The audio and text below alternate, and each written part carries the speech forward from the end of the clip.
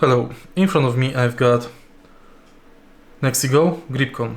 In this video I'll show you how to calibrate sticks.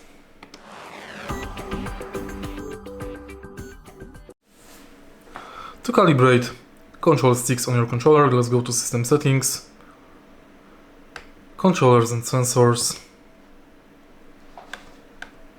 Calibrate control sticks.